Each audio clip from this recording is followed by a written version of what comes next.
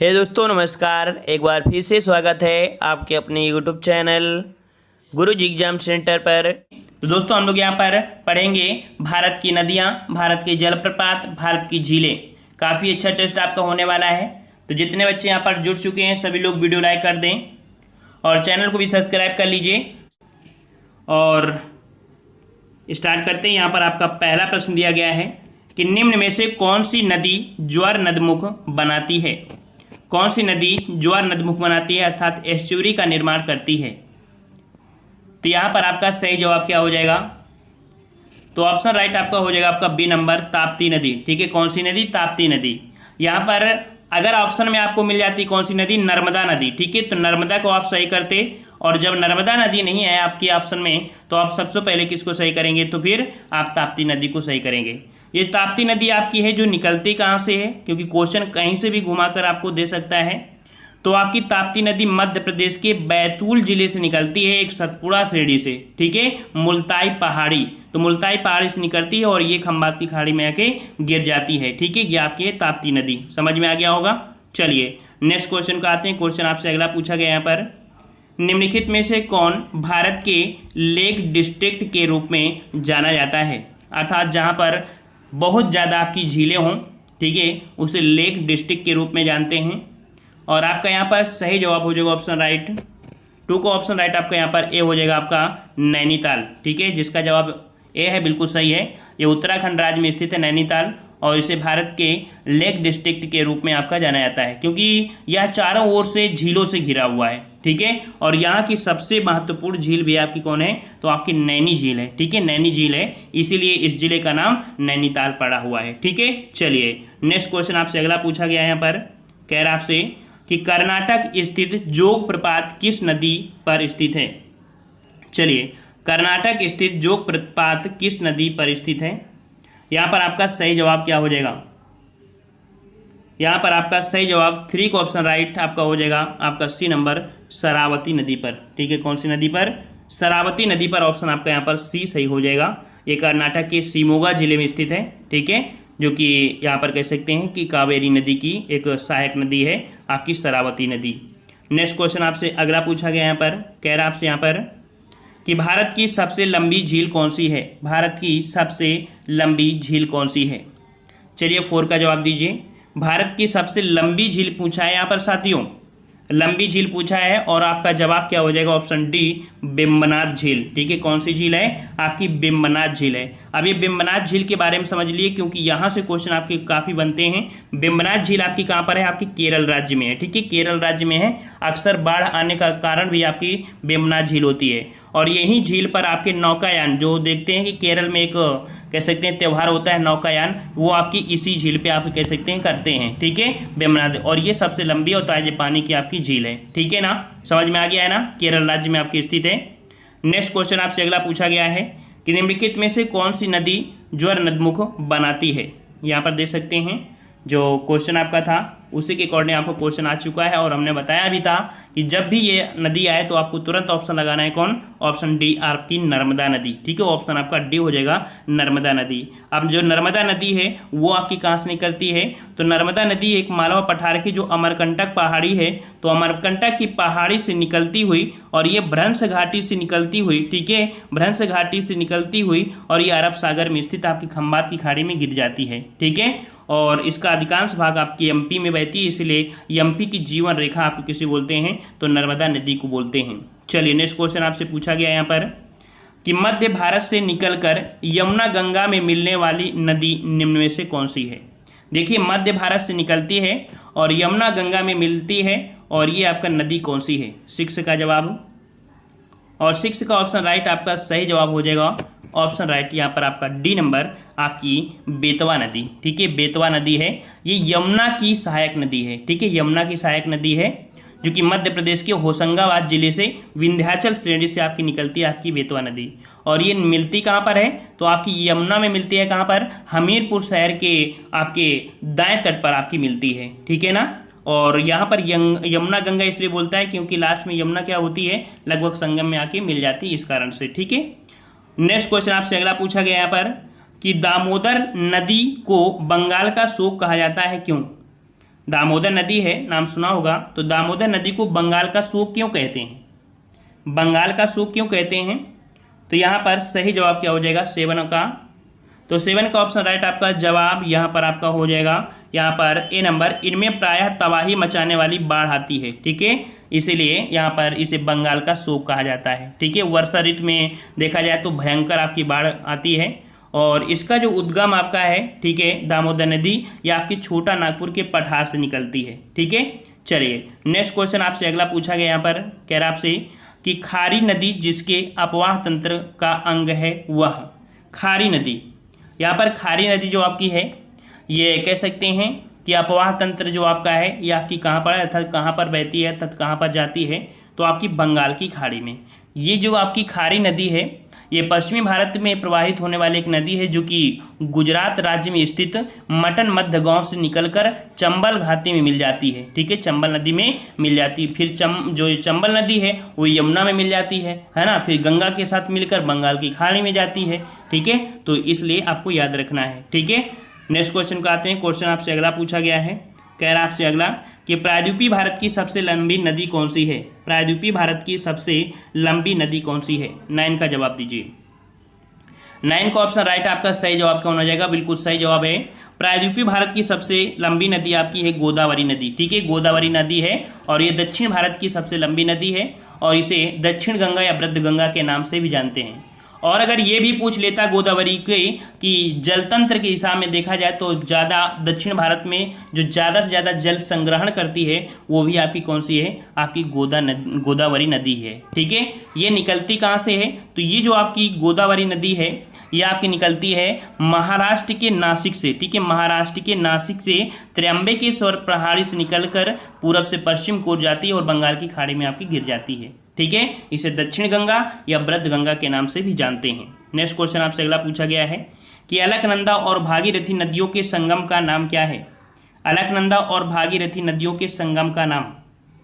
चलिए यहाँ पर 10 का ऑप्शन राइट आपका क्या हो जाएगा? तो बिल्कुल सही जवाब है। अलकनंदा और भागीरथी नदियों के संगम को बोलते हैं देवप्रयाग। क्या बोलते हैं? देवप्रयाग बोलते हैं, जो कि हमेशा आपसे क्वेश्चन आपका ये पूछा जाता है, ठीक है। नेक्स्ट क्वेश्चन का आते हैं। क्वेश्चन आपसे अगला पूछा गया है कि तिब्बत में सांगपो कहलाने वाली नदी कौन सी है? तिब्बत में सांगपो कहलाने वाली नदी कौन सी है? यहाँ पर सही जवाब क्या हो जाएगा आपका? सही जवाब बिल्कुल सही है, यहाँ पर ऑप्शन बी हो जाएगा, ब्रह्मपुत्र नदी, ठीक है। ये भारत में प्रवाहित होने वाली ब्रह्मपुत्र नदी है जो कि तिब्बत से निकलती है और इसे सांगपो के नाम से भी जाना जाता है और बांग्लादेश में इसे जमुना के नाम से जानते हैं, ठीक है, जमुना के नाम से। नेक्स्ट क्वेश्चन आपसे अगला पूछा गया है कि निम्नांकित में से कौन 2 भारतीय राज्यों की सीमा पर स्थित झील है? यहाँ पर आपकी कौन सी है जो झील कह सकते हैं आपके 2 राज्यों के बीच स्थित है? सही क्या हो जाएगा आपका? और यहाँ पर आपका सही जवाब 12 का ऑप्शन राइट आपका हो जाएगा, ऑप्शन बिल्कुल सही है, डी नंबर, पुलकित झील। याद रखिए पुलकित झील जो कि आपके आंध्र प्रदेश, ठीक है, और तमिलनाडु की सीमा पर आपकी स्थित झील है आपकी पुलकित झील, ठीक है। और यह देखा जाए तो भारत की दूसरी सबसे खारे पानी की झील है जो कि लैगून झील है, ठीक है, और हरिकोटा द्वीप इस झील को बंगाल से अलग करता है, ठीक है। नेक्स्ट क्वेश्चन आपसे अगला पूछा गया यहाँ पर कि प्रायद्वीपीय भारत की निम्नलिखित में से कौन सी नदी अरब सागर में नहीं गिरती है? चलिए बताइए कि प्रायद्वीपीय भारत की इनमें से कौन सी नदी है जो अरब सागर में नहीं मिलती है, ये कह सकते हैं नहीं गिरती है। तो 13 का सही जवाब हो जाएगा ऑप्शन राइट। यहाँ पर देख सकते हैं कि हाँ, अरब सागर में नहीं गिरती है, ठीक है। अरब सागर मतलब क्या हुआ कि आपका ये वाला है ना, तो देखो पेरियार आपकी है, नर्मदा है और ताप्ती, बल्कि कावेरी नदी आपकी नहीं गिरती है। ऑप्शन आपका यहाँ पर हो जाएगा आपका बी नंबर, कावेरी नदी। समझ में आ गया ना? और यहाँ पर कावेरी नदी जो निकलती है वो कहाँ से निकलती है? तो आपकी कर्नाटक के, ठीक है, कर्नाटक के कह सकते हैं ब्रह्मगिरी पहाड़ी से निकलती है और इसके बाद ये बंगाल की खाड़ी में जाती है, ठीक है। नेक्स्ट क्वेश्चन आपसे अगला पूछा गया है कि कयाल क्या है? कयाल क्या है? चलिए बताइए कयाल क्या है? तो यहाँ पर सही जवाब हो जाएगा, क्या हो जाएगा ऑप्शन? तो ऑप्शन राइट आपका 14 का हो जाएगा आपका डी नंबर। ये आपकी केरल के लैगून है, ठीक है, केरल के लैगून है। मतलब यहाँ पर समझिए क्या है, तो आपके केरल में क्या है कि छोटे छोटे यहाँ पर द्वीप हैं, है ना, छोटे छोटे द्वीप हैं, और वही जो आपके कह सकते हैं जो द्वीप होते हैं, कह सकते हैं कि ये जीवाश्मों से मिलकर बने होते हैं, जीवाश्म से मिलकर बने होते हैं, उन्हीं को कयाल के नाम से जानते हैं। ठीक है, तो केरल का जो लैगून है इसे कयाल के नाम से जानते हैं। नेक्स्ट क्वेश्चन है कि सिंधु नदी का उद्गम होता है, सिंधु नदी का उद्गम होता है, सही जवाब बताइए। तो यहाँ पर 15 का ऑप्शन राइट, आपका जवाब क्या हो जाएगा, सही जवाब यहाँ पर बिल्कुल सही जवाब हो जाएगा ऑप्शन राइट, यहाँ पर सी नंबर, कैलाश पर्वतमाला से। ठीक है, कहाँ से निकलती है, तो सिंधु नदी कैलाश पर्वतमाला में स्थित जो आपकी कौन सी झील है, मानसरोवर झील है। ठीक है, मानसरोवर झील से निकलती है, और इस नदी की जो लंबाई है वो आपकी 2880 किलोमीटर आपका है। ठीक है, और ये आपके कह सकते हैं मकरान तट पर कह सकते हैं अरब सागर में आपके मिल जाती है। ठीक है, आपके पाकिस्तान को सिंचित करते हुए। नेक्स्ट क्वेश्चन आपसे अगला पूछा गया है कि अरुणाचल प्रदेश में प्रवेश करने पर ब्रह्मपुत्र नदी को किस नाम से संबोधित किया जाता है। चलिए, काफ़ी अच्छा प्रश्न आपका है, और यहाँ पर आपका जो जवाब हो जाएगा क्या हो जाएगा, सबका जवाब आना चाहिए, सरल प्रश्न आपके हैं। तो यहाँ पर अरुणाचल प्रदेश में प्रवेश करने वाली जो ब्रह्मपुत्र नदी है इसे किस नाम से, तो इसे दिहांग के नाम से जानते हैं। ठीक है, दिहांग के नाम से इसे जानते हैं, और तिब्बत में सांगपो के नाम से जानते हैं। ठीक है, चलिए नेक्स्ट क्वेश्चन को आते हैं। क्वेश्चन आपसे अगला पूछा गया है यहाँ पर कि रजरप्पा किन नदियों के संगम पर स्थित है, रजरप्पा किन नदियों के संगम पर स्थित है, रजरप्पा। यहाँ पर रजरप्पा जो कि झारखंड राज्य के रामगढ़ जिले में है, जो कि दामोदर और भैरवी ये कह सकते हैं भेड़ा नदियों के संगम पर स्थित है। ये आपका है क्या, तो ये एक तीर्थ स्थल है। क्या है, एक तीर्थ स्थल है जो कि अत्यंत प्राचीन है, और यहाँ पर एक माता का मंदिर भी है। ठीक है, और एक जलप्रपात भी है, इसलिए काफ़ी आकर्षण का केंद्र रहता है। और ये कहाँ आपके किसी संगम पे, तो कह सकते हैं तो ये दामोदर और भेड़ा नदियों के संगम पर स्थित है। नेक्स्ट क्वेश्चन दिया गया है आपका अगला, अगर आपसे ब्रह्मपुत्र नदी उद्गम से लेकर डेल्टा तक निम्नलिखित में से किन किन देशों से गुजरती है। देख लीजिए, जो ब्रह्मपुत्र नदी है ये कितने देशों से होकर गुजरती है, तो यहाँ पर आपका जवाब सही क्या हो जाएगा, सही जवाब देखिए, सबसे पहले आपकी चीन से निकलती है, फिर भारत में आती है, फिर बांग्लादेश में। तो ये आपकी ऐसी नदी है जो आपकी 3 देशों से होकर बहती है, ऑप्शन आपका सी हो जाएगा। नेक्स्ट क्वेश्चन दिया गया है कि भारतीय मरुस्थल की एक महत्वपूर्ण नदी बताइए, भारतीय मरुस्थल की एक महत्वपूर्ण नदी आपको बताना है, 20 नंबर। तो यहाँ पर आपका सही जवाब आपका हो जाएगा ऑप्शन राइट, बिल्कुल सही है, आपका ए नंबर हो जाएगा लूनी नदी, लूनी नदी। और ये लूनी नदी जो निकलती है वो अजमेर के दक्षिण पश्चिम में जो आपकी अरावली श्रेणी है, तो अरावली श्रेणी से निकलती है, और इसके बाद कह सकते हैं कि मरुस्थल में आते आते ये जो कच्छ छिरकारण है वहीं पर दलदली क्षेत्र में विलुप्त हो जाती है। ठीक है, तो इसे अंतःस्थलीय नदी के नाम से भी जानते हैं, लूनी नदी को।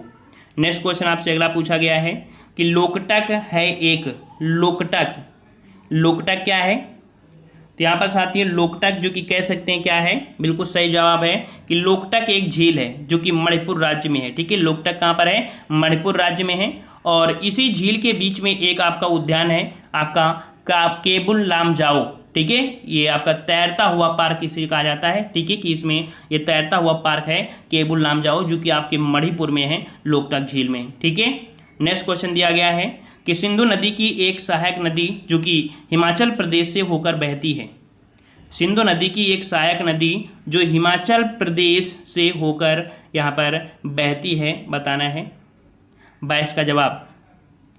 तो 22 का ऑप्शन राइट आपका यहाँ पर सही जवाब हो जाएगा, हिमाचल प्रदेश से आपके होकर बहती है आपकी सतलुज नदी। ठीक है, सतलुज नदी है, और सतलुज नदी जो आपकी निकलती है ये आपकी कैलाश श्रेणी के दक्षिण ढाल पर स्थित है, मानसरोवर उससे आपकी निकलती है राकसताल। ठीक है, राकसताल से आपकी निकलती है। ठीक है, और प्रसिद्ध जो भाखड़ा बांध है इसी नदी पर आपका बना हुआ है, सतलज नदी पर। ठीक है, नेक्स्ट क्वेश्चन आपसे अगला पूछा गया यहाँ पर कि चंबल नदी किन राज्यों से प्रवाहित होती है, चंबल नदी किन राज्यों से प्रवाहित होती है, 23 का जवाब दीजिए यहाँ पर। चंबल नदी जो आपकी प्रवाहित होती है वो आपकी कहाँ से, तो चंबल नदी किन किन राज्यों से, तो चंबल नदी आपकी देखो उत्तर प्रदेश, मध्य प्रदेश और राजस्थान। ठीक है, ऑप्शन आपका डी हो जाएगा। ठीक है, और जो चंबल नदी है मध्य प्रदेश के मऊ के निकट विंध्य श्रेणी से निकलती है। ठीक है, एक पहाड़ी है जाना पाव पहाड़ी, वहाँ से निकलती है। ठीक है, और नेक्स्ट क्वेश्चन आपसे अगला पूछा गया यहाँ पर कि सांभर लवण झील कहाँ स्थित है, सांभर झील, सांभर झील आपकी कहाँ पर है, और यहाँ पर सही जवाब हो जाएगा 24 का ऑप्शन आपका डी हो जाएगा राजस्थान। ठीक है, राजस्थान में स्थित है। ठीक है, और कहाँ पर है तो राजधानी, आप पता है कि राजस्थान की राजधानी क्या है, जयपुर। तो जयपुर के समीप ही आपकी स्थित है और ये खारे पानी की अंतःस्थलीय झील है। ठीक है, चलिए नेक्स्ट क्वेश्चन आपसे अगला पूछा गया यहाँ पर कि भारत के किस राज्य में खारे पानी की सबसे बड़ी झील है। भारत के किस राज्य में खारे पानी की सबसे बड़ी झील है यहाँ पर। सही जवाब का हो जाएगा आपका ऑप्शन राइट, यहाँ पर बिल्कुल सही जवाब है, ऑप्शन आपका हो जाएगा आपका सी नंबर उड़ीसा। ठीक है, भारत के किस राज्य में खारे पानी की सबसे बड़ी झील है तो आपके उड़ीसा में है। कौन सी झील तो यह आपकी है चिल्का झील। चिल्का झील है जो कि कह सकते हैं एक लैगून झील है। लैगून मतलब होता है जो समुद्र के किनारे स्थित होती हैं। ठीक है, और बंगाल की खाड़ी का एक भाग भी है। ठीक है, कि निम्नलिखित में से कौन सिंधु की सहायक नदी नहीं है। चलिए जवाब दीजिएगा, 1 का जवाब देना है कि निम्नलिखित में से कौन सिंधु की सहायक नदी नहीं है। चलिए सभी को प्रीसा हर हर महादेव, यहाँ पर जवाब आने शुरू हो गए हैं। और यहाँ पर देखिए ये आपकी सिंधु नदी की आपकी जो सहायक नदी श्योक भी है, झेलम भी है और आपकी चिनाब है। लेकिन भाई कोसी नदी ये आपकी सिंधु की सहायक नदी आपकी नहीं है, है ना। इस प्रकार से जवाब कौन सा हो जाएगा, बी हो जाएगा, क्योंकि ये गंगा में आकर मिलती है। ठीक है, चलिए अगला दिया गया है कावेरी नदी किन राज्यों से होकर गुजरती है। कावेरी नदी किन राज्यों से होकर गुजरती है, 2 का जवाब दीजिएगा। कावेरी नदी पूछा गया है और कावेरी नदी गुजरती है वो आपके कहाँ से कहाँ गुजरती है। चलिए तो यहाँ पर आपका जवाब हो जाएगा कौन सा, तो देखो कर्नाटक से निकलती है, तमिलनाडु और आपके केरल। जवाब आपका जो हो जाएगा कौन सा, ऑप्शन आपका बी हो जाएगा। ये आपके निकलती है कहाँ से तो आपके कर्नाटक, तमिलनाडु और आपके केरल से। ठीक है, कर्नाटक से निकलती है, तमिलनाडु और आपके केरल में यहाँ पर जाती है। ठीक है, अगला प्रश्न आपसे पूछा गया है, कह रहा है ब्रह्मपुत्र नदी किस प्रकार की नदी का उदाहरण है। ब्रह्मपुत्र नदी किस प्रकार की नदी का उदाहरण है, यहाँ पर बताइएगा कि जो ब्रह्मपुत्र नदी है ना, ब्रह्मपुत्र नदी एक किस प्रकार की है। चलिए थोड़ा सा ये टफ होगा और आज आपका जवाब क्या बनेगा। चलिए बहुत अच्छे, जवाब किसी का यहाँ पर भी आ चुका है। ये आपकी पूर्ववर्ती नदी है। क्या भाई, ये पूर्ववर्ती नदी है। इसका मतलब ये होता है कि जब आपका ये भारत, ठीक है, भारत में जो आपका हिमालय पर्वत है ना, ये हिमालय पर्वत आपका जब कह सकते हैं नाभि बना था तो ये नदियाँ आपकी यहीं से चल रही थी। और इसका निर्माण हो जाने के बाद भी कह सकते हैं वो अपने स्थान से ही नदियां हैं, ये अपने पर्वतों को काट कर भी आपकी प्रवाहित हो रही हैं। ठीक है ना, तो ये आपकी नदी जो आपकी यहाँ पर सिंधु नदी हो गई, एक ब्रह्मपुत्र नदी है। तो याद रखिए आप यूपीएससी लेवल में पढ़ेंगे तो आप पढ़ेंगे कि ये जो ब्रह्मपुत्र नदी आपकी आती है ये कभी इस प्रकार से यहाँ पर अरब सागर में आया करती थी। ठीक है, अरब सागर में गिरा करती थी, लेकिन यहाँ पर आपका जो उत्थान हुआ तब ये जो आपकी ब्रह्मपुत्र नदी आई ये आपके कह सकते हैं कहाँ पर, तो आपके यहाँ पर बंगाल की खाड़ी में आई। ठीक है ना, तो ये जब हाई लेवल में पहुंचेंगे तब आपको मिलेगा। तो यहाँ पर जो आपकी नदी है कौन सी है, ये आपकी बी नदी है, पूर्ववर्ती नदी है। ठीक है, चलिए अगला प्रश्न आपसे पूछा गया है कि जिस राज्य में लूनी नदी बहती है वो आपकी कौन सी है। जिस राज्य में लूनी नदी बहती है वो आपकी कौन सी नदी है, यहाँ पर 4 का जवाब दीजिएगा। लूनी नदी के बारे में आप लोग जानते हैं, इसकी सहायक नदियाँ सूखड़ी वगैरह हैं, है ना। तो आपका जवाब हो जाएगा 4 का ऑप्शन बी, ये आपकी राजस्थान में बहती है। ठीक है, कहाँ पर बहती है, राजस्थान में बहती है। और लूनी नदी को याद रखिएगा कि लूनी नदी को अंतःजली मतलब कह सकते हैं अंतर्वेदी जल मतलब नदी कहते हैं।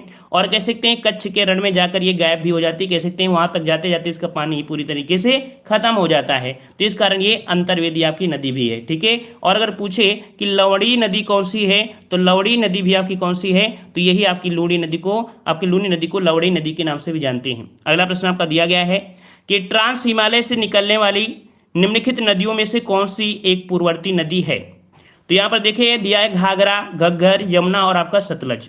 तो आपके ट्रांस हिमालय में 5 वाले में जो कि आपके हमने बताया सिंधु नदी, ब्रह्मपुत्र नदी और आपकी सतलज, ये तीनों नदियां आपकी किस प्रकार में आती हैं, तो आपकी किस में आती है, पूर्ववर्ती में। ऑप्शन है पर आपका डी हो जाएगा सतलज नदी, है ना। जो नदी आज भी वहीं से बह रही है, जो पहले बहती थी वो आपकी कह सकती हिमालय पर्वत नहीं भी था तब बह रही थी, वो चट्टानों को काट कर अपना रास्ता बना लिया है। ऐसी नदी आपकी पूर्ववर्ती नदी के अंतर्गत आती हैं, जो कि तीनों नदियां हैं।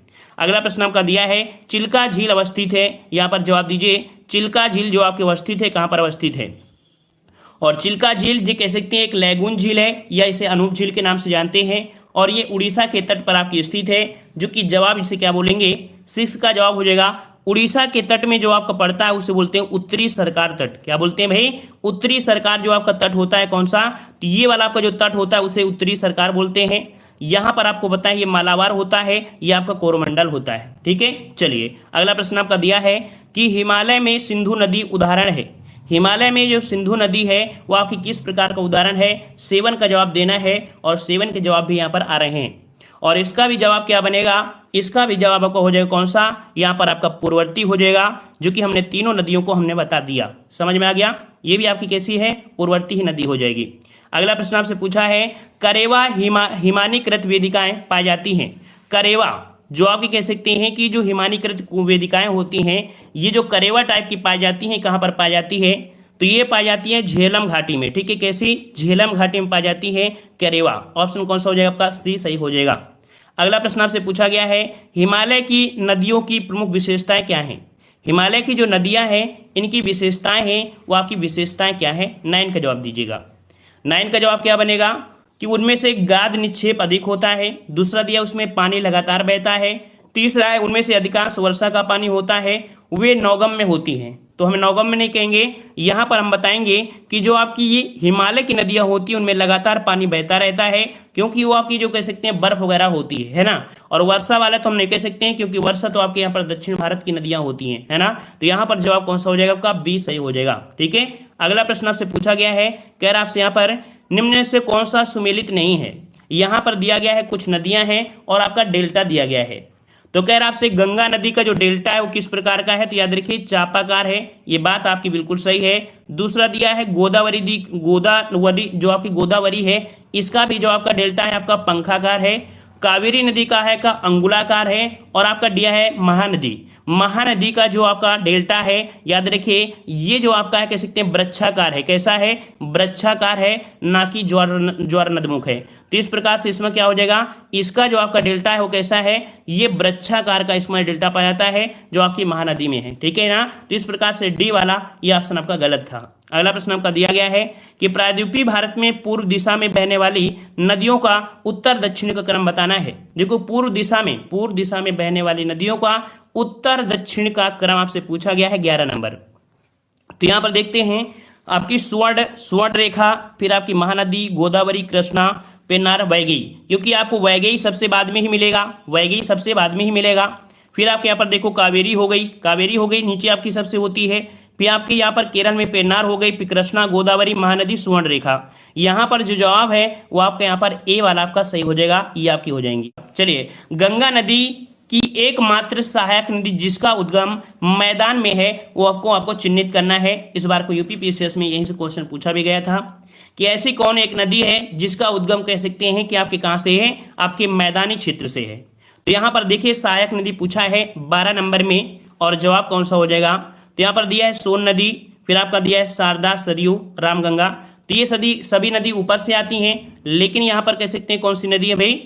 तो आपकी गोमती नदी। कौन सी भाई? गोमती नदी आपकी आती है, किसमें मिलती है जाके? आपकी गंगा नदी में। तो आपका यहाँ पर कह सकते हैं ये जो आपकी निकलती है आपके फुल्लहर झील से। कहाँ से निकलती है? फुल्लहर झील से। ठीक है, फुल्लहर झील से निकलती है, ये जो एक मैदानी क्षेत्र में है। हमने नदियाँ बताया था कि 3 प्रकार की आपकी नदियाँ होती हैं, एक हिमालय की, एक प्रायद्वीप की, एक मैदानी क्षेत्र से, है ना। सोन नदी आती है, ये कह सकते हैं पहाड़ी क्षेत्रों से निकल कर आती है, जो अमरकंटक से आती है। मैदानी क्षेत्र में जो आपकी है वो आपकी गोमती नदी। ठीक है, चलिए अगला दिया है किस नदी का उद्गम स्थल भारत में नहीं है? किस नदी का उद्गम स्थल भारत में नहीं है? 13 का जवाब देना है। तो यहाँ पर देखो ब्यास नदी है, चिनाव दिया है, रावी दिया है और सतलज दिया है ना। और जवाब क्या बनेगा यहाँ पर? तो जवाब हो जाएगा ऑप्शन राइट आपका डी। ये आपकी जो सतलज नदी है इसका उद्गम स्थल आपके कह सकते हैं भारत में नहीं है, ये जो आपकी कह सकते हैं मानसरोवर झील से निकलती है ना। तो आपका जवाब क्या हो जाएगा? आपका डी सही हो जाएगा। क्लियर है? अच्छा, अगले प्रश्न आते हैं। प्रश्न आपसे अगला है, यहाँ पर देखो दिया गया है स्थल दिया है और आपका सूची दिया गया है। यहाँ पर कह सकते हैं कि आपका दिया गया है रुद्रप्रयाग जो आपका है किन 2 नदियों के संगम पर है? तो याद रखिए ये जो आपका कौन सा है भाई? तो इसका आपको हो जाएगा आपका अलकनंदा और आपका कौन सा? मंदाकिनी। अलकनंदा और आपकी मंदाकिनी नदियों को मिलाया जाए तो रुद्रप्रयाग होता है। नंदप्रयाग किसे कहते हैं? तो जो आपका नंदप्रयाग होता है अलकनंदा और नंदाकिनी नदियों का जो सम्मिलन होता है उसे हम लोग बोलते हैं नंदप्रयाग। कर्णप्रयाग किसे बोलते हैं? तो कर्णप्रयाग बोलते हैं जो कि आप कह सकते हैं अलकनंदा और आपकी यहाँ पर पिंडर नदी है। और देवप्रयाग है कौन सा, तो भागीरथी और अलकनंदा के मेल को बोलते हैं हम लोग यहाँ पर देवप्रयाग। इस प्रकार से जो आपका जवाब बनेगा 2 4 3 2 4 3 1 2 4 3 1 ऑप्शन कौन सा, यहाँ पर बी वाला आपका हो जाएगा 2 4 3 1। क्लियर है, चलिए बहुत अच्छे। अगला दिया गया है निम्नलिखित में से किस राज्य में दूध गंगा नदी अप्रवाहित होती है। दूध गंगा नदी जो आपकी है वो आपकी कहाँ पर है, यहाँ पर जवाब दीजिए। 15 का जवाब देना है, 15 का ऑप्शन देना है। 15 का जवाब क्या बनेगा, यहाँ पर जवाब दीजिएगा। तो यहाँ पर 15 का जवाब यहाँ पर आपका हो जाएगा जम्मू कश्मीर में है। ठीक है, कहाँ पर है, जम्मू कश्मीर में है। ऑप्शन यहाँ पर आपका ए सही हो जाएगा। अगला प्रश्न आपका पूछा गया है कि मीठी नदी निम्नलिखित में से किस झील से निकलती है। मुंबई की मीठी नदी है, ये आपकी निकलती है किस झील से निकलती है, यहाँ पर जवाब दीजिएगा। और यहाँ पर आपका सही जवाब क्या बनेगा, 16 नंबर में जवाब क्या बनेगा, तो आपका 16 का ऑप्शन राइट आपका जवाब हो जाएगा यहाँ पर बी नंबर, या आपके विहार झील से। ठीक है, कौन सी है, विहार झील से निकलती है। ऑप्शन यहाँ पर आपका बी सही हो जाएगा।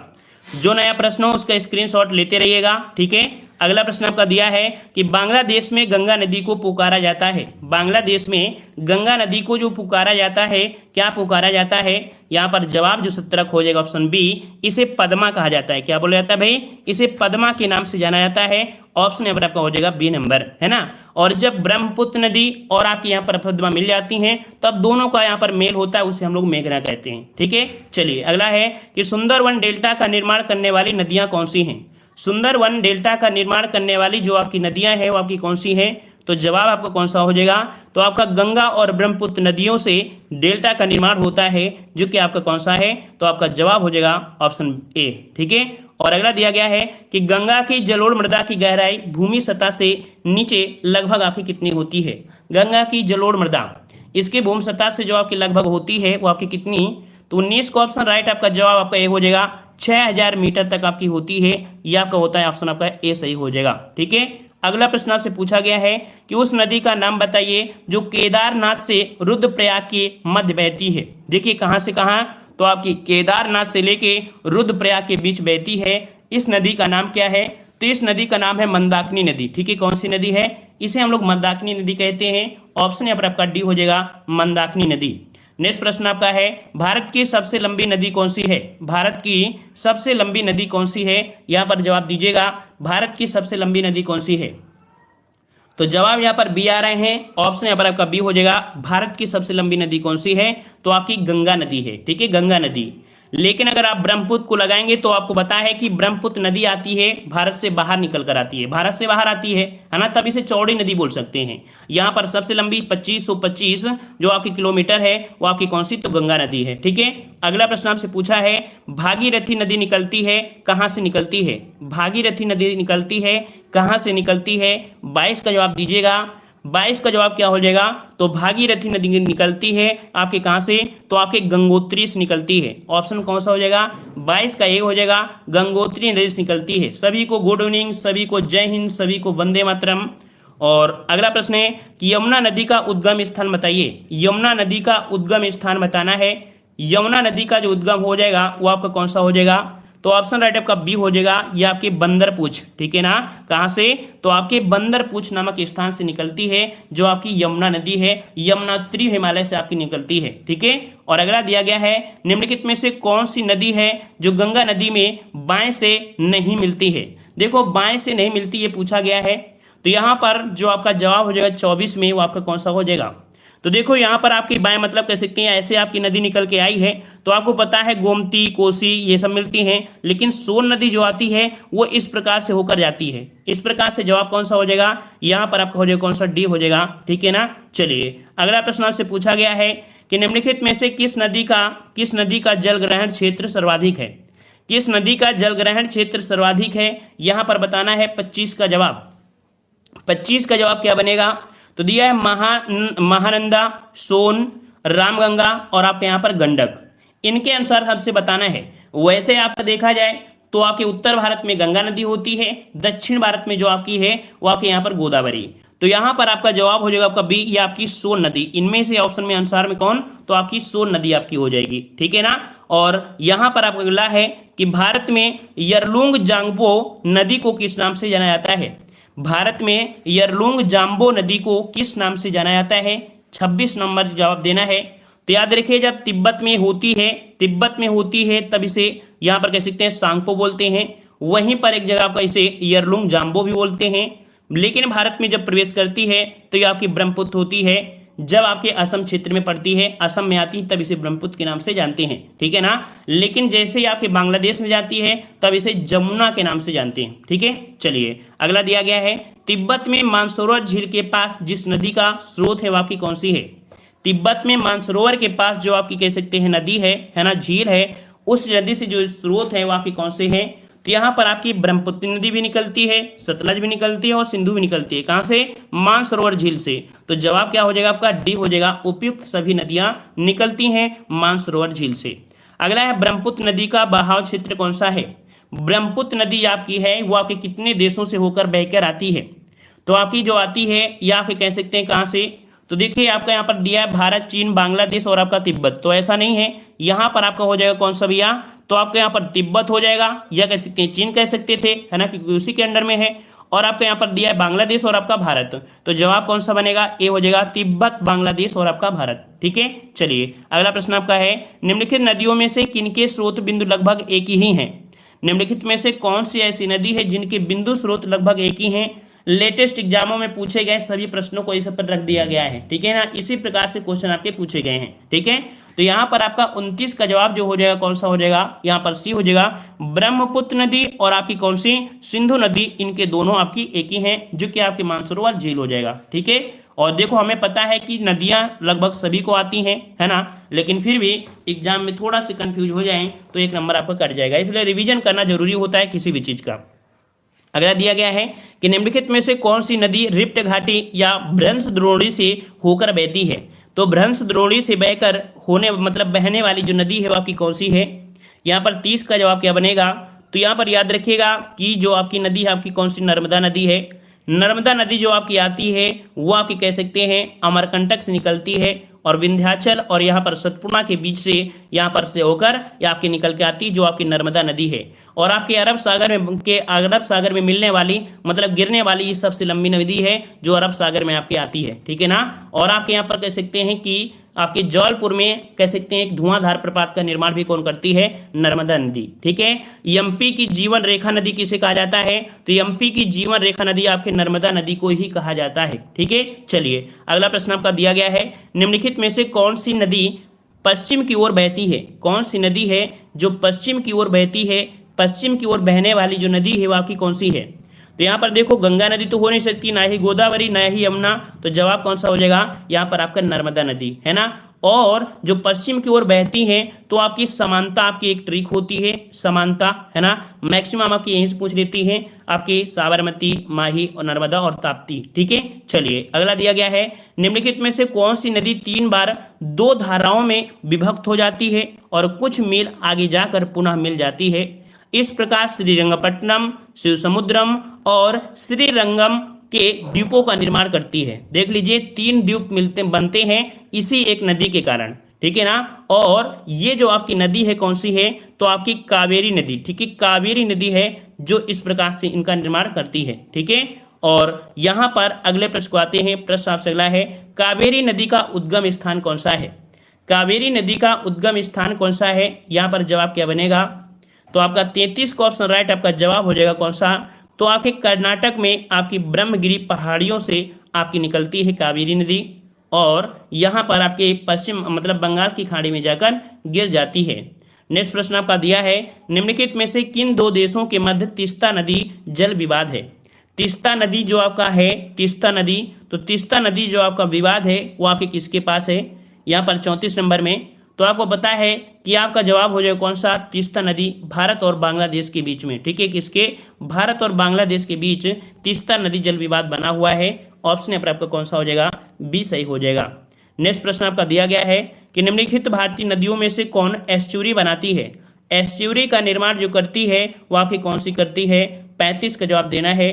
तो यहाँ पर देखो नर्मदा नदी तो ऑप्शन में दिया नहीं है, उसकी जगह आपको ऑप्शन में दे दिया गया है ताप्ती नदी, है ना, कौन सी, ताप्ती नदी आपको दे दिया गया है जो कि आपका एस्चुरी का निर्माण आपके करती है, ठीक है ना, ये डेल्टा का निर्माण आपका नहीं करती है, ठीक है ना।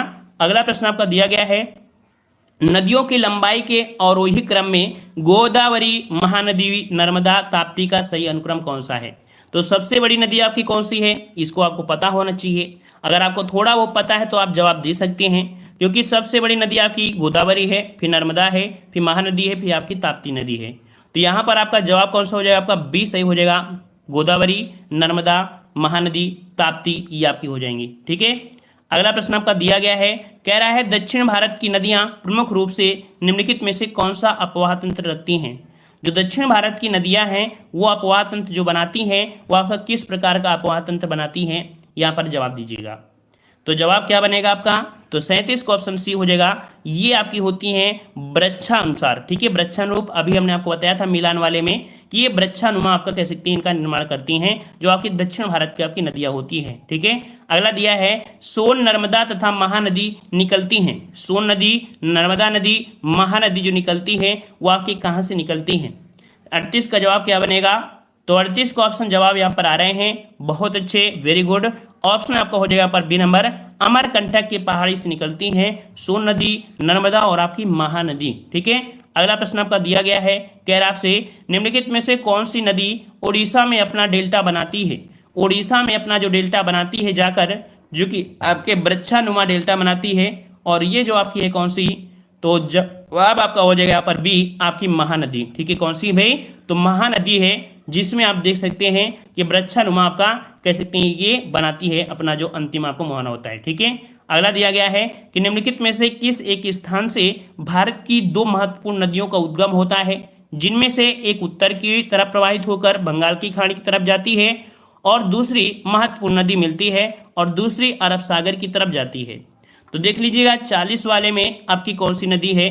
तो यहाँ पर कौन सी आपका स्थान है? स्थान से तो ये स्थान का अगर बात किया है तो देखो यहाँ पर आपकी अमरकंटक से इधर साइड को जाती है आपकी नर्मदा नदी, और यहाँ पर जो आपकी पूछी गई है बंगाल की खाड़ी में जो आपकी जाती है वो आपकी कह सकते हैं कौन सी? तो आपकी महानदी। ठीक है, ये आपकी कह सकते हैं दो आपकी हो गई जो अमरकंटक से निकलती है, और एक तीसरी निकलती है जो आपकी सोन नदी आपकी आती है, जो कि आपकी गंगा में मिलती है। क्लियर है? चलिए अगला दिया गया है कि प्रायद्वीपीय भारत की नदियों में से कौन सी सबसे लंबी नदी है? प्रायद्वीपीय भारत की नदियों में से कौन सी सबसे लंबी नदी है? यहाँ पर 41 का जवाब दीजिएगा। चलिए 41 के जवाब भी आ रहे हैं, और जो लोग अभी अभी आए हैं, जो लोग अभी अभी जुड़े हैं, वो लोग चैनल को जरूर सब्सक्राइब करें अगर आप नए हैं, और वीडियो को भी लाइक कर दीजिएगा। जितने लोगों ने अभी तक वीडियो को लाइक नहीं किया है तो कमेंट छोड़कर एक बार जल्दी से वीडियो को लाइक कर दीजिएगा। जल्दी से सभी लोग लाइक करेंगे। जिन लोगों ने अभी तक लाइक नहीं किया, जो लोग नए हैं वो लोग जय हिंद जरूर लिखेंगे, जिससे आपका परिचय बना रहे। नहीं तो फिर क्या हुआ, भंडारा आए, है ना, भंडारा आए खाए चले गए, मतलब नहीं निकला। इससे बहुत परिचय मिलेगा कि आप हमारे चैनल से जुड़े भी हैं, है ना। तो यहाँ पर सभी लोगों ने लाइक कर दिया। चलिए यहाँ पर दिया है प्रायद्वीपीय भारत की नदियों में से कौन सी सबसे लंबी नदी है? तो अभी ऑप्शन वाले में हमने आपको बताया था कि गोदावरी नदी आपकी है, जो कि आपके यहाँ पर उसी हो जाएगा। लगभग 1465 किलोमीटर आपकी कौन सी है? गोदावरी नदी। ठीक है। चलिए अगला दिया गया है, निम्नलिखित में से नदियों में से कौन हिमालय की सभी श्रेणियों को काटती है? देखिए हिमालय की लगभग जो आपकी चारों श्रेणियां हैं उन सभी श्रेणियों को काट कर बहने वाली जो आपकी नदी है वो आपकी कौन सी है? यहाँ पर जवाब क्या बनेगा? तो जवाब हो जाएगा 42 का ऑप्शन राइट। आपका जवाब 42 का ऑप्शन आपका हो जाएगा बी। ये आपकी देखो सतलज नदी है। ठीक है, सतलज नदी है, जो कि आपकी सभी जितनी आपकी श्रेणियां हैं सभी आपको यहाँ पर होती हैं। ठीक है। चलिए अगला दिया है कि हंगरी, ठीक है, हंगरी सहायक नदी जो आपकी है किसकी है? तो हंगरी सहायक नदी जो आपकी है 43 का जवाब बनेगा कौन सा? यहाँ पर डी बनेगा, या आपके तुंगभद्रा की है।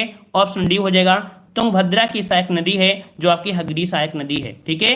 अगला प्रश्न आपसे पूछा गया है, निम्नलिखित में से कौन सोन नदी का वास्तविक स्रोत है? सोन नदी का वास्तविक स्रोत जो आपका है कौन सा है? 44 का जवाब दीजिएगा। और अभी आपको पता है कि अमरकंटक से निकलती है, और अमरकंटक में जो आपका जगह है वो आपका कौन? तो आपका शहडोल। ठीक है, शहडोल है। ऑप्शन कौन सा हो जाएगा आपका? ए सही हो जाएगा। ठीक है ना। Good evening Janvi Gupta ji. चलिए अगला दिया है कि हिमाचल प्रदेश से होकर बहने वाली नदियां कौन सी हैं? हिमाचल प्रदेश से पूछा गया है, हिमाचल प्रदेश से बहने वाली जो नदियां हैं वो आपकी कौन सी हैं? 45 का जवाब दीजिएगा। और 45 का ऑप्शन राइट आपका जवाब यहाँ पर आपका हो जाएगा कौन सा? तो देखो यहाँ से निकलती है ब्यास, चिनाव, रावी, सतलज, यमुना। ये आपकी नदियाँ यहाँ से होकर बहती हैं। याद रखिएगा जवाब आपका कौन सा हो जाएगा? यहाँ पर डी, ब्यास, चिनाब, रावी, सतलज, यमुना ये आपकी हिमाचल प्रदेश से होकर बहती हैं। ठीक है, ऑप्शन यहाँ पर आपका डी हो जाएगा। अगला दिया गया है कि राजरप्पा किन नदियों के संगम पर अवस्थित है। राजरप्पा किन नदियों के स्थल पर आपका अवस्थित है, तो ये है आपके दामोदर नदी है और आपकी भैरवी नदी। ठीक है, ये जो आपका स्थान है राजरप्पा, ये दामोदर नदी है और भैरवी नदियों के बीच पर आपका अवस्थित आपका ये स्थान है। ठीक है, अगला दिया है कि खारी नदी किस अपवाह तंत्र का अंग है, वह जो आपकी है ये आपके कहाँ पर आती है। खारी नदी पूछा गया है, तो खारी नदी ये आपके है बंगाल की खाड़ी। ऑप्शन पर आपका डी से हो जाएगा बंगाल की खाड़ी। ठीक है, ये दोस्तों नमस्कार, एक बार फिर से स्वागत है आपके अपने YouTube चैनल गुरुजी एग्जाम सेंटर पर। तो दोस्तों हम लोग यहाँ पर इतिहास का एक बेहतरीन टेस्ट लगाएंगे, जो कि आपकी 100 प्रश्नों का आपका टेस्ट होगा, जो कि लेटेस्ट पैटर्न पर आधारित आपके ये प्रश्न है, जो कि आपकी एग्जाम के लिए बहुत ही बेहतरीन है। चुन चुन के ये प्रश्न आपके लाए गए हैं। तो जितने लोग यहाँ पर जुड़ गए हैं सभी लोग वीडियो लाइक कर दें, दोस्तों को भी शेयर करिए, और जितने लोग यहाँ पर नए आ रहे हैं सभी लोग यहाँ पर चैनल को सब्सक्राइब कर लीजिए। जितने लोग भी नए हैं चैनल को सब्सक्राइब कर लीजिए और प्लेलिस्ट के माध्यम से सभी वीडियो आप देखते चलिए। ठीक है, चलिए स्टार्ट करें।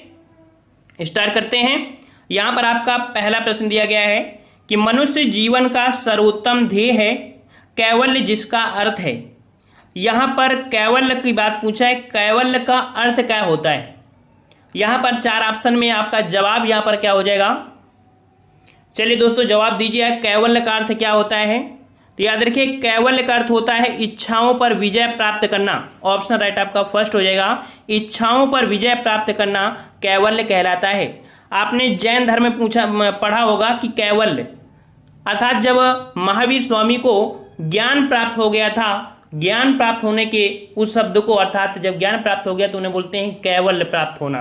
कैवल्य मतलब ही यही होता है, ज्ञान प्राप्त भी मतलब वही होता है, जब इच्छाओं पर काबू कर लिया जाए तो आपको ज्ञान प्राप्त हो जाता है। याद रखिएगा, तो कैवल्य का अर्थ क्या हुआ, इच्छाओं पर नियंत्रण रखना अर्थात विजय प्राप्त कर लेना। ओके, अगला क्वेश्चन यहाँ पर दिया गया है कि त्रेता युग किस काल को कहा जाता है। त्रेता युग किस काल को कहा जाता है, और त्रेता युग बिल्कुल सही जवाब है। ऑप्शन आपका सी हो जाएगा रामायण। ठीक है, त्रेता युग किस काल को कहते हैं, तो रामायण। ऑप्शन राइट आपका सी हो जाएगा। नेक्स्ट क्वेश्चन आपसे पूछा गया है कनकपाल किस वंश का शासक था। चलिए साथियों यहाँ पर जवाब देना है, कनकपाल किस वंश का शासक था, कनकपाल। और यहाँ पर जवाब आने शुरू हो गए हैं। यहाँ पर जवाब हो जाएगा 3 का ऑप्शन आपका बी, पंवार वंश। ठीक है, पंवार वंश ऑप्शन आपका बी हो जाएगा। नेक्स्ट क्वेश्चन है कि दशराग युद्ध किस नदी के तट पर हुआ था। दशराग युद्ध किस नदी के तट पर हुआ था, 4 का जवाब। और 4 का यहाँ पर ऑप्शन आ रहे हैं, बिल्कुल सही है। दशराग युद्ध जो आपका युद्ध हुआ था वो परुशड़ी नदी, ठीक है, वर्तमान में इस नदी को रावी नदी कहते हैं। ठीक है, परुशड़ी नदी। ऑप्शन आपका ए सही हो जाएगा। अगला है सत्यमेव जयते किस उपनिषद से लिया गया है। सत्यमेव जयते किस उपनिषद से लिया गया है, 5 का जवाब। और 5 का यहाँ पर जवाब आ रहे हैं, सही जवाब है ऑप्शन राइट आपका डी हो जाएगा, मुंडकोपनिषद से। ऑप्शन राइट आपका यहाँ पर हो जाएगा डी नंबर। नेक्स्ट क्वेश्चन है कि पुनर्जन्म के सिद्धांत का सर्वप्रथम उल्लेख कहाँ मिलता है। पुनर्जन्म के सिद्धांत का सर्वप्रथम जो उल्लेख मिलता है कहाँ पर मिलता है। चलिए साथियों इसको जवाब देना है आपका। पुनर्जन्म का सिद्धांत जो मिलता है वो आपका मिलता है शतपथ ब्राह्मण में। ऑप्शन राइट आपका डी हो जाएगा, शतपथ ब्राह्मण। नेक्स्ट क्वेश्चन दिया है कि ऋग्वैदिक काल में विनिमय के माध्यम के रूप में किसका प्रयोग किया जाता था। तो यहाँ पर देखो विनिमय की बात किया है। विनिमय मतलब होता है आदान प्रदान अर्थात वस्तु लेना और वस्तु देना। ठीक है, तो 7 का ऑप्शन राइट आपका हो जाएगा यहाँ पर कौन सा, यहाँ पर गाय अर्थात विनिमय का एक माध्यम जो था ऋग्वैदिक काल में वो गाय थे। ठीक है, गाय था, गाय का विनिमय आपका किया जाता था। ऑप्शन आपका सी हो जाएगा। अगला है दक्षिण भारत के द्राविड़ वैष्णवों को कहा जाता था। दक्षिण भारत के जो द्राविड़ वैष्णव थे इनको क्या कहा जाता था, 8 का जवाब। और याद रखिएगा ये जो आपके द्राविड़ वैष्णव थे इनको अलवार संत कहते थे। ठीक है, दक्षिण भारत के जो थे जो वैष्णव भक्त थे उनको अलवार कहते थे। ये क्वेश्चन बहुत बार पूछा गया है। अगला है कि आजीवक संप्रदाय के संस्थापक था। आजीवक संप्रदाय के संस्थापक पूछा गया है। चलिए यहाँ पर ये भी क्वेश्चन आपकी यूपी बीसीएस में पूछा गया था। और आजीवक संप्रदाय का सही जवाब हो जाएगा आपका सी नंबर मक्खिल गोसाल। ठीक है, मक्खिल गोसाल ऑप्शन राइट आपका यहाँ पर सी सही हो जाएगा।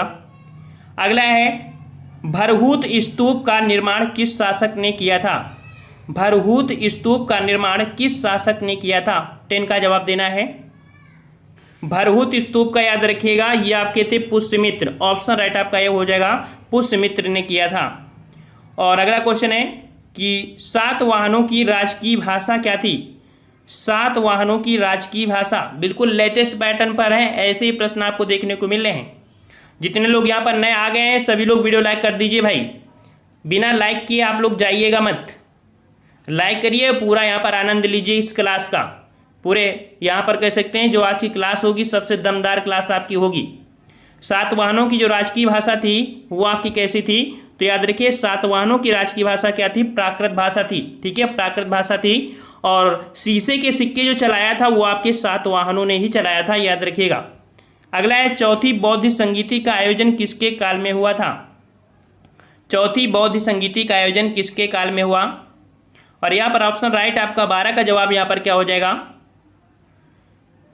तो सही जवाब हो जाएगा आपका ऑप्शन आपका बी हो जाएगा कनिष्क। ठीक है, कनिष्क जो कि कुषाण वंश का सबसे प्रतापी राजा था कनिष्क। ठीक है, और कह सकते हैं कि ये जो कनिष्क था, कनिष्क शासनकाल में ही चौथी बौद्ध संगीति का आयोजन आपका किया गया था। नेक्स्ट क्वेश्चन है देवपुत्र की उपाधि कुषाणों ने किससे ग्रहण की थी? देवपुत्र इन लोगों में उपाधि दी जाती थी, तो देवपुत्र की जो उपाधि प्रदान की गई थी, ग्रहण किया था, वो किनके द्वारा किया था? तो ये चीनियों के द्वारा। ठीक है, चीनियों के द्वारा, ऑप्शन आपका सी हो जाएगा। नेक्स्ट क्वेश्चन है हर्षवर्धन के समय में कौन सा चीनी यात्री भारत आया था? हर्षवर्धन के समय में कौन सा चीनी यात्री भारत आया था? यहाँ पर जवाब 14 का जवाब आना चाहिए, सभी का जवाब आना चाहिए, सही आना चाहिए। चलिए यहाँ पर साथियों जवाब आ चुका है, यहाँ पर लॉक किया जाए ऑप्शन आपको सी को, बिल्कुल है। ह्वेनसांग हर्षवर्धन के समय आया था, याद रखिएगा हर्षवर्धन के समय कौन चीनी यात्री? तो ह्वेनसांग आया था। ठीक है, अगला क्वेश्चन दिया गया है कि कुंभ मेला आरंभ करने का श्रेय किस भारतीय शासक को दिया जाता है? कुंभ मेला आरंभ करने का श्रेय किस भारतीय शासक को दिया जाता है? 15 का जवाब बिल्कुल सही जवाब है, बहुत अच्छी तैयारी यहाँ पर है। ऑप्शन आपका डी हो जाएगा। कुंभ मेला का आयोजन करने का श्रेय दिया था आपके जो आपके थे कौन? आपके हर्षवर्धन। ठीक है, और हर्षवर्धन कहा जाता है कि 5वीं बौद्ध संगीति जो आपकी हुई थी वो कन्नौज में हर्षवर्धन ने ही करवाया था। ठीक है, अगला क्वेश्चन है कि आदि वराह की उपाधि किसने धारण की थी? आदि वराह की उपाधि किसने धारण किया था? यहाँ पर 16 का जवाब पूछा है। आदि वराह की जो उपाधि धारण की थी ये आपकी की थी आपके मिहिर भोज ने। ठीक है, मिहिर भोज, जो कि ऑप्शन आपका यहाँ पर ए हो जाएगा मिहिर भोज। अगला है कि सोमपुर महाविहार का निर्माण किसने करवाया था? सोमपुर महाविहार का निर्माण किसने करवाया था? 17 का जवाब यहाँ पर सही क्या हो जाएगा? 17 को ऑप्शन राइट आपका जवाब यहाँ पर आपका सही हो जाएगा आपका यहाँ पर सी नंबर। याद रखिए सोमपुर महाविहार का निर्माण आपके धर्मपाल ने करवाया था। वही धर्मपाल हैं जिन्होंने विक्रम विश्वविद्यालय, नालंदा विश्वविद्यालय का आपका जीवन मतलब कह सकते हैं बनवाए थे। ठीक है, और अगला क्वेश्चन है कि राय पिथौरा किस शासक को कहा जाता था? बहुत ही प्यारा क्वेश्चन है, राय पिथौरा। चलिए साथियों 18 का जवाब दीजिए। जितने लोग नए आते जाएं सभी लोग भाई वीडियो लाइक कर दीजिए। चलिए राय पिथौरा यहाँ पर जवाब हो जाएगा आपका यहाँ पर डी नंबर पृथ्वीराज चौहान को। ठीक है, पृथ्वीराज चौहान को राय पिथौरा कहा जाता था। ठीक है, पृथ्वीराज चौहान वही हैं जिन्हें पृथ्वीराज तृतीय के नाम से जाना जाता है, और यहाँ पर मोहम्मद गोरी ने इन्हें हराया था। ठीक है, आपके तराइन की द्वितीय युद्ध में। ठीक है, तराइन के द्वितीय युद्ध में हराया था पृथ्वीराज चौहान को। ठीक है, और इसी युद्ध के बाद भारत में मुस्लिम सत्ता आपकी यहाँ पर कह सकते हैं आपकी आ गई थी। अगला क्वेश्चन है दिल्ली की स्थापना की थी? दिल्ली की स्थापना जो किया था आपके तोमरों ने किया था। ठीक है, तोमरों ने किया था, ऑप्शन आपका ये हो जाएगा। एलोरा के गुहा मंदिरों का संबंध किससे है? एलोरा के जो आपके मंदिर हैं, गुहा मंदिर हैं, एलोरा के अंदर जो मंदिर हैं, इनका जो संबंध है वो किस धर्म से या किस संप्रदाय से संबंधित हैं? चलिए दोस्तों यहाँ पर जवाब इसका बिल्कुल सही आना चाहिए। एलोरा जो कि औरंगाबाद में, आपका जवाब यहाँ पर डी हो जाएगा। हिंदू, बौद्ध और जैन अर्थात यहाँ पर ये धर्म में हैं जो कि आपके एलोरा की गुफाओं में देखने को मिलता है।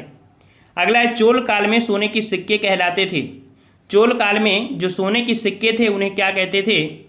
याद रखिएगा, ऑप्शन आपका यहाँ पर ए हो जाएगा, उन्हें कलंजु कहा जाता था। ठीक है, कलंजु कहा जाता था। यहाँ पर ऑप्शन आपका यहाँ पर सही हो जाएगा ए नंबर। ये चोल काल की बात कह रहा है रूपक, यहाँ पर मतलब आंसर लगा देना कलंज, ये चोल काल की बात हो रही है। अगला है कि राजेश्वर या बृहदेश्वर मंदिर का निर्माण किसने करवाया था? राजेश्वर या बृहदेश्वर, तो याद रखिए बृहदेश्वर का नाम यहाँ पर राजेश्वर है, जो कि राज प्रथम ने करवाया था। 22 का ऑप्शन राइट आपका यहाँ पर ए सही हो जाएगा। अगला है कि थॉमस रो मुगल सम्राट जहांगीर से किस किले में मिला था? बहुत ही प्यारा क्वेश्चन है, सभी साथियों का जवाब यहाँ पर साथ में आना चाहिए और सबका जवाब आना चाहिए। अगर आपकी कमजोरियां हैं क्या, अगर आपको नहीं आ रहे हैं प्रश्न, इसका मतलब है आपको इतिहास आपको सही से पढ़ा नहीं है, और अगर पढ़ा नहीं है इसका मतलब है कि आप लोगों ने रिवीजन नहीं किया है। आप लोग रिवीजन कर डालिए पूरी इतिहास को, ठीक है, निचोड़ के पूरी तरीके से इसको बिल्कुल दवा की तरह इसे पी जाइए। ठीक है, तो थॉमस रो मुगल सम्राट जहांगीर के किस किले में मिला था? 23 को ऑप्शन आपका डी हो जाएगा, अजमेर के किले में मिला था। याद रखिए अजमेर के किले में। अगला क्वेश्चन है कि इनमें से किसने अकबर की धार्मिक नीति की आलोचना की थी? अकबर की धार्मिक नीति की आलोचना जो किया था वो किसने किया था? तो यहाँ पर आपका जवाब यहाँ पर आपका सी हो जाएगा, बदायूनी ने किया था। ठीक है, 24 को ऑप्शन राइट आपका जवाब यहाँ पर आपका क्या हो जाएगा, सी नंबर। अगला क्वेश्चन है कि वह कौन सा स्थान है जहाँ अंतिम मुगल सम्राट बहादुर शाह जफर की मृत्यु हुई थी? बहुत ही प्यारा क्वेश्चन है। 1857 में भूमिका निभाने वाले अंतिम मुगल सम्राट बहादुर शाह जफर द्वितीय की जो मृत्यु हुई थी वो कहाँ पर हुई थी? सभी का जवाब यहाँ पर सही आना चाहिए। बिल्कुल सही है साथियों, जवाब यहाँ पर आपका ये हो जाएगा रंगून। ठीक है, रंगून जो कि आपके वर्तमान में जिसे आप लोग म्यांमार बोलते हैं, वहाँ की राजधानी हुआ करती थी। नेक्स्ट क्वेश्चन आपका है कि पहला तुर्क सुल्तान जिसने शुद्ध अरबी के सिक्के चलवाए? पहला तुर्क सुल्तान जिसने शुद्ध अरबी के सिक्के, यहाँ पर शुद्ध अरबी के सिक्के की बात कह रहा है दोस्तों। चलिए साथियों, यहाँ पर जवाब यहाँ पर सही आना, यहाँ पर याद रखिए शुद्ध अरबी के सिक्के चलवाया था आपके इल्तुतमिश। इल्तुतमिश से एक क्वेश्चन और बनता है कि गुलामों का गुलाम किसे कहा जाता है? गुलामों का गुलाम तो आपकी इल्तुतमिश को कहा जाता है। क्यों? क्योंकि मोहम्मद गोरी का गुलाम था आपका कुतुबुद्दीन ऐबक, और कुतुबुद्दीन ऐबक का गुलाम कौन था? इल्तुतमिश। इसलिए इल्तुतमिश को यहाँ पर गुलामों का गुलाम और भारत में गुंबदों का पिता भी कहा जाता है इल्तुतमिश को। नेक्स्ट क्वेश्चन आपका है कि मोहम्मद बिन तुगलक ने राजधानी कहाँ स्थानांतरित की थी? मोहम्मद बिन तुगलक जो कि एक महान सम्राट थे, लेकिन कह सकते हैं कि इनकी किस्मत ने साथ नहीं दिया है, नहीं दिया था, और अपनी लाइफ में लड़खड़ाते लड़खड़ाते कह सकते अपना सत्ता पूरा रूढ़ हो गया। तो मोहम्मद बिन तुगलक ने अपनी राजधानी जो स्थानांतरित किया था ये किए थे आपके ऑप्शन आपका सी हो जाएगा, देवगिरी दौलताबाद में। ठीक है, दौलताबाद में इन्होंने स्थानांतरित किया था। इन्होंने कह सकते हैं कि सिक्के परिवर्तन भी किए थे, मतलब किया था। ठीक है, सांकेतिक मुद्रा का प्रचलन इन्होंने ही करवाया था। और कहा जाता है खगोल शास्त्र कई शास्त्रों का ज्ञाता थी, लेकिन किस्मत ने साथ नहीं दिया। ठीक है, अगला है आगरा को दिल्ली सल्तनत की राजधानी किसने बनाया? आगरा को दिल्ली सल्तनत की राजधानी किसने बनाया था? 28 का जवाब। और यहाँ पर 28 का जो ऑप्शन आपका यहाँ पर सही आ रहा है, और जवाब यहाँ पर आपका सही हो जाएगा 28 का आपका जवाब यहाँ पर सी नंबर, सिकंदर लोदी ने। याद रखिएगा सिकंदर लोदी। ठीक है, सिकंदर लोदी ने एक गजे जो सिकंदरी नामक पैमाना था नापने के लिए यूज करते थे जमीन को, तो ये आपके हैं सी नंबर सिकंदर लोदी। अगला क्वेश्चन है मकबरा निर्माण शैली का जन्मदाता किसे कहा जाता है? मकबरा निर्माण अर्थात मकबरा का जो निर्माण करने की प्रक्रिया या जन्मदाता जो शुरू हुए थे किसके समय में हुए थे? तो याद रखिए इल्तुतमिश। इल्तुतमिश को मकबरा निर्माण, अभी हमने बताया गुंबदों का निर्माण, यहाँ पर मकबरा निर्माण का जो जन्मदाता कहा जाता है इल्तुतमिश को कहा जाता है। ऑप्शन आपका बी हो जाएगा। अगला है कृष्णदेव राय ने अपनी अमर कृति आमुक्तमाल्यद को किस भाषा में लिखा है? यहाँ पर कृष्णदेव राय की जो एक कृति है आमुक्त या माल्यद को किस भाषा में लिखा है? राइट आंसर आपका हो जाएगा 30 का यहाँ पर डी नंबर, तेलुगु भाषा में लिखा है। ठीक है, तेलुगु में डी नंबर। अगला रुद्र संप्रदाय के संस्थापक थे। चलिए साथियों इसका जवाब दीजिए। चलिए 31 का ऑप्शन राइट आपका यहाँ पर सी हो जाएगा। रुद्र संप्रदाय के संस्थापक थे विष्णु स्वामी, सी नंबर। अगला है हजरत ए आला उपाधि किसने धारण की? हजरत ए आला, ये भी क्वेश्चन बहुत बार पूछा गया आपका। और हजरत ए आला की उपाधि धारण किया था आपके शेर शाह ने, ठीक है। ये मिलान के लिए आपका क्वेश्चन पूछा जाता है, ठीक है। मिलान में बहुत ही क्वेश्चन पूछा जाता है। हजरत ए आला की उपाधि शेर शाह ने, ठीक है। और शेर शाह ने, हमने आपको बताया, शेर शाह का जीवन काल हो सकता है कि किसी एक राजा या कह सकते किसी सम्राट की तुलना की जाए, क्योंकि इनकी जो कह सकते हैं प्रशासन व्यवस्था थी इतनी अच्छी थी कि अगर कोई सोना भी लेकर जा रहा है रास्ते में तो कोई डाकू उनको हाथ नहीं लगा सकता था, इतना कड़ा शासन था। ये वही हैं जिन्होंने जीटी रोड अर्थात ग्रैंड ट्रंक रोड का निर्माण भी करवाया था। जगह जगह पर इन्होंने सराय का निर्माण कराया था। चांदी का जो रुपया था सर्वप्रथम इन्होंने ही आपका कह सकते हैं चलवाया था, ठीक है, शेर शाह सूरी। नेक्स्ट क्वेश्चन आपका है कि हेमू को किसने विक्रमादित्य की उपाधि प्रदान की थी? हेमू जो कि कहा जाता है अंतिम हिंदू सम्राट थे, जो कि 14 नंबर के, ये कह सकते हैं इन्होंने विक्रमादित्य की उपाधि धारण किया था 14वें नंबर की। और ये जो आपका जवाब हो जाएगा 33 को ऑप्शन आपका सी, ये आदिल शाह ने, ठीक है। तो हेमू को विक्रमादित्य की उपाधि आदिल शाह ने धरवाया था, ठीक है, रखवाया था। अकबर ने जजिया कर को कब बंद किया था? अकबर ने जजिया कर को कब बंद किया था? चलिए साथियों, इसको जवाब देना है और सबका जवाब यहाँ पर सही आना चाहिए। और जितने लोग यहाँ पर नए आए हैं वो लोग चैनल को सब्सक्राइब कर लीजिए भाई। ऐसे ही आपको यहाँ पर सभी सब्जेक्ट के मास्टर वीडियो और अदर जीएस की पार्ट और हिंदी की सभी क्लासें आपको दी जाती हैं। लाइक भी करिए, जितने लोग अभी तक लाइक नहीं किए हैं लाइक कर दीजिए सभी लोग। चलिए, यहाँ पर अकबर ने जजिया कर को जो बंद करवाया था कब, तो यहाँ पर सही ऑप्शन हो जाएगा 34 का, बिल्कुल सही आपका आया है यहाँ पर 1564 में, ठीक है। 1564 को यहाँ पर जजिया कर बंद करवाया था। अगला क्वेश्चन है अकबर ने किसे जगत गुरु की उपाधि प्रदान की थी? जगत गुरु की उपाधि जो कि अकबर ने प्रदान किया था किसे? राइट आंसर बिल्कुल सही है दोस्तों, ऑप्शन राइट आपका हो जाएगा नंबर हरविजय सूरी को, ठीक है, हरविजय सूरी को। और कह सकते हैं कि इनके संगीत सुनने के लिए अकबर जाया भी करता था, इतना प्यारा ये गाया करते थे। अगला है जहांगीर ने किस ब्रिटिश दूत को 400 का मनसब प्रदान किया था? जहांगीर ने किस ब्रिटिश दूत को 400 का मनसब प्रदान किया था? राइट आंसर आपका यहाँ पर जवाब हो जाएगा, सही ऑप्शन यहाँ पर आपका सी हो जाएगा, आपके हॉकिंस, विलियम हॉकिंस, ठीक है। इन्हें इंग्लिश खां की उपाधि भी धारण किया था, ठीक है, इनको इंग्लिश खां की उपाधि भी दिया था आपके जहांगीर ने। नेक्स्ट क्वेश्चन है किस मुगल शासक का वास्तविक नाम अली गौहर था? अली गौहर जो नाम था वो आपकी किस शासक का नाम था? 37 का जवाब यहाँ पर सही जवाब हो जाएगा आपका बी नंबर, शाह आलम द्वितीय। शाह आलम द्वितीय का वास्तविक नाम अली गौहर था। ये क्वेश्चन आपका बहुत अच्छा है। अकबर ने फरजंद की उपाधि किसे प्रदान की थी? अकबर ने फरजंद की उपाधि प्रदान किया था किसको? तो याद रखिए राजा मानसिंह को, ठीक है, राजा मानसिंह को यहाँ पर फरजंद की उपाधि से प्रदान किया था। नेक्स्ट क्वेश्चन दिया गया है कि कौन सूफी संत महबूब ए इलाही कहलाता था? महबूब ए इलाही, चलिए साथियों जवाब दीजिए आप, महबूब ए इलाही कहलाता था कौन संत? तो यहाँ पर जवाब आ रहे हैं और राइट आंसर आपका डी हो जाएगा, शेख निजामुद्दीन औलिया। शेख निजामुद्दीन औलिया जिनकी दरगाह आपकी दिल्ली में है, ठीक है, शेख निजामुद्दीन औलिया। और अगला क्वेश्चन यहाँ पर है कि 2.5 दिन का झोपड़ा मस्जिद में प्रयुक्त प्रस्तर खंडों में निम्न में से किस नाटक के अंश अंकित हैं? 2.5 दिन का झोपड़ा जो कि आपके अजमेर में है, और ये जो नाटक को अंकित किया गया है आपके हरकेल नाटक के अंश के रूप में अंकित है। अगला है महात्मा गांधी के लिए किसने कहा था कि वह अर्धनग्न फकीर है? महात्मा गांधी को अर्धनग्न फकीर किसने कहा था?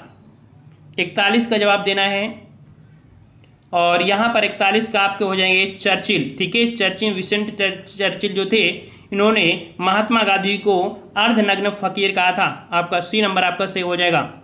चलिए दोस्तों नेक्स्ट क्वेश्चन आपका है कि महात्मा गांधी कितनी बार भारतीय राष्ट्रीय कांग्रेस के अध्यक्ष चुने गए? महात्मा गांधी कितनी बार भारतीय राष्ट्रीय कांग्रेस के अध्यक्ष चुने गए? 42 का जवाब और 42 को ऑप्शन राइट आपका जवाब हो जाएगा यहाँ पर बी नंबर, मात्र एक बार बेलगांव अधिवेशन में ये अध्यक्ष आपकी चुने गए थे। ठीक है, नेक्स्ट क्वेश्चन दिया गया है कि किस वायसराय के शासनकाल में दिल्ली दरबार में महारानी विक्टोरिया को कैसर-ए-हिंद की उपाधि से सम्मानित किया गया था। तो यहाँ पर महारानी विक्टोरिया को कैसर-हिंद की उपाधि से सम्मानित किया गया दिल्ली दरबार में, और जो वायसराय थे वो आपके वायसराय कौन थे, तो लॉर्ड लिटन। ठीक है, लॉर्ड लिटन, ऑप्शन आपका सी हो जाएगा। अगला क्वेश्चन है कि एशियाटिक सोसाइटी की स्थापना किसने की थी। एशियाटिक सोसाइटी की स्थापना किसने किया था, 44 नंबर। तो ऑप्शन राइट आपका 44 का हो जाएगा यहाँ पर B number, sir William Jones. Sir William Jones ने यहाँ पर एशियाटिक सोसाइटी की स्थापना किया था। नेक्स्ट क्वेश्चन है यहाँ पर, अखिल भारतीय हरिजन संघ की स्थापना किसने की थी। अखिल भारतीय हरिजन संघ की स्थापना किसने किया था, 45 का जवाब आना चाहिए, बिल्कुल सही जवाब। तो यहाँ पर राइट आंसर आपका बी हो जाएगा, महात्मा गांधी। चलिए साथियों थोड़ा फास्ट होते हैं यहाँ पर, कि ऑल इंडिया ट्रेड यूनियन की स्थापना किसने की थी। ऑल इंडिया ट्रेड यूनियन की स्थापना किसने की थी, 46 नंबर। और यहाँ पर सही जवाब हो जाएगा 46 का आपका यहाँ पर C number, N M. Joshi. All India trade union की स्थापना एन.एम. जोशी ने किया था। अगला क्वेश्चन है कि निम्नलिखित में से किस क्रांतिकारी को काकोरी ट्रेन डकैती केस में फांसी की सजा नहीं दी गई थी। यहाँ पर देख सकते हैं कि फांसी की सजा में आपके राम प्रसाद बिस्मिल को भी सजा मिली थी, अशफाक उल्ला खां को भी, राजेंद्र नाथ लोहड़ी को, लेकिन मनमनाथ गुप्त को यहाँ पर फांसी की सजा नहीं मिली थी। अगला क्वेश्चन है कि कांग्रेस का प्रथम अधिवेशन 1885 में बंबई में व्योमेश चंद्र बनर्जी की अध्यक्षता में संपन्न हुआ था। उस समय भारत का वायसराय कौन था। वायसराय 48 का जवाब यहाँ पर क्या हो जाएगा, 48 का ऑप्शन राइट आपका जवाब हो जाएगा यहाँ पर ए नंबर, लॉर्ड डफरिन। ठीक है, लॉर्ड डफरिन का शासनकाल था, उस समय यहाँ पर कांग्रेस पार्टी की स्थापना हुई थी। नेक्स्ट क्वेश्चन है कि मुस्लिम लीग की स्थापना 1906 ईस्वी में हुई थी। उस समय उसके उद्देश्यों में से कौन सी बात सम्मिलित नहीं थी।